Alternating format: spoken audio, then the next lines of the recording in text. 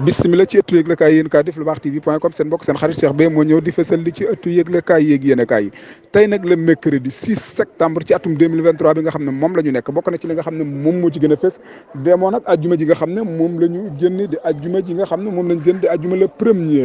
premier ci weer wi nga xam ne moom la ñu nekk bokk na daal ci li nga xam ne moom moo ci gën a fës daal doon ajjuma di yowmal jumaa jooju daal mboolem ñi nga xam ne ñoo nekk ci réew mi di ay jullit ñi ci ëpp daal ñi ngi ko fas yéene woon julli si koon ko fii ci Touba moo tax daal yoon wi dafa mujjoon a xat ba àgg ci lool moom ki nga xam ne moom mooy PDG bu écurie Lambar Fall Omar Ba Junior moom bi muy jóg daal li nga xam ne moom moo tax daal mu teel a ñëw ci dëkk bi nga xam ne moom la mooy la ville du Sainte de Touba moom daal mutaaram la àndaloon mutaar boobu daal moom moo jiite woon ki nga xam ne moom moo yoroon mutaar bi di Ablaye Mutaar moom Ablaye Mutaar moom di jàmbar dëgg di daanaan dëgg xam mutaar lool man ko lool min ko lool mën a jiite convoi moom convoi boobu keroog bi muy dugg ngaabu moom mi nga daje ki nga xam ne moom moo di Bougane Gueye moom it mu nekk ci rentrée bi war a dugg biir Touba moom keroog bi ñu dugg dafa dagg convoi bi daal di dugg ci biir putuxlu moom Ablaye convoi boobu daat ko ci sepp ne weñ wi dee cim sow génne ko ci convoi bi xamal na ko convoi bi grisé woo ko ndax fayoo ko ba tax nga bëgg cee def loola neex génne ko ci complètement moom Omar Ba Junior moom keroog bi muy dugg fekk na waa Touba gépp taxaw di ko xaar moom li nga xam ne moom moo ci gën a yéeme daal gétt gi nga xam ne moom la wàccee daal ci biir Touba daal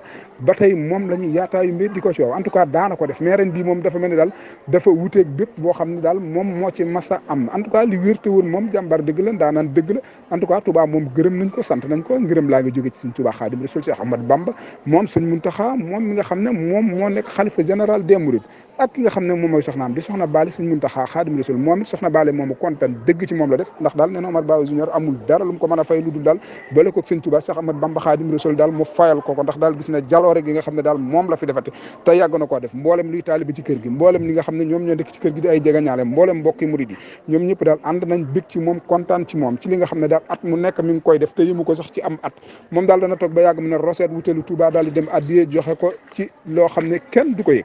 fii la ñu yemandi bye bye bonne continuation à vous Dakar